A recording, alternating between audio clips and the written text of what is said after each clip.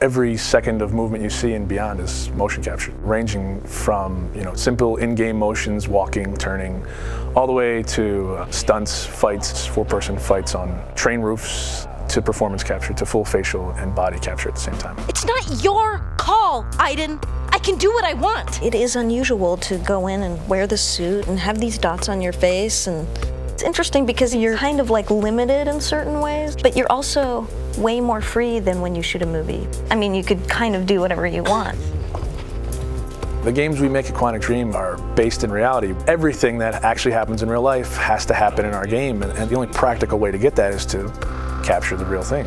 We have to rebuild the world out of cardboard and tape and foam. We have to make sure it matches what's in the game, and we have to make sure that we can actually capture with it, because there are limitations to motion capture. So we have these very strange props that look really miserable, but they respect exactly the dimensions of the real set in 3D in the game, so all the contacts are fine.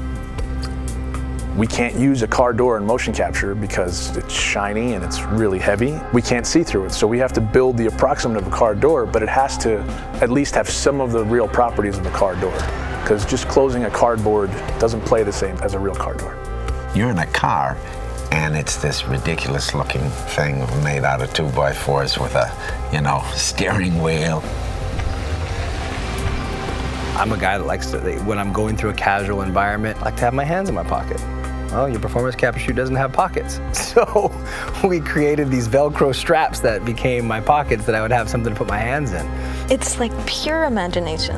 Not just the fact that you're, shooting a scene in a submarine. Cool. I was sure you'd love that.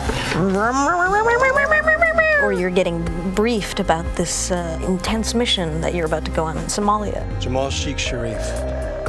It's like being a 7-year-old with your best friend and you're pretending that the world's gonna end and the bad guys are coming and we have to jump from couch to couch and avoid the lava. I think that's also what makes it challenging, but also really incredible and like raw. Everything becomes kind of bare and essential, but also it's sort of disturbing sometimes. When you're eating in a scene and say we're eating pizza, it's like a little piece of triangle cardboard that, thank God, says pizza on it, or else I would not know what it is.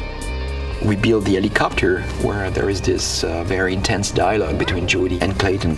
So everything was on wheels and we were moving the helicopter. Because I trusted you! Performance capture, it's digital acting. The trickiest part of performance capture is the preparation. It's getting people ready to perform.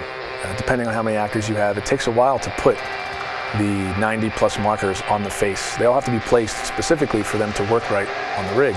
So you have 88 dots, these beads all over your face. Not only that, but you got all these hard ball-like Velcro things all over your body as well. It's gonna pose a little bit of a challenge, I mean. Okay. All these little balls. Oh, it's got like 10 bruises in my arm. Everything's very refined because they want to have a vocabulary to play with. So you try to be the material. You try to give them as much as you can. In our game, we have dozens of hours of ammunition. Capturing everything demanded an enormous amount of focus of the team to shoot almost every day during 1 year.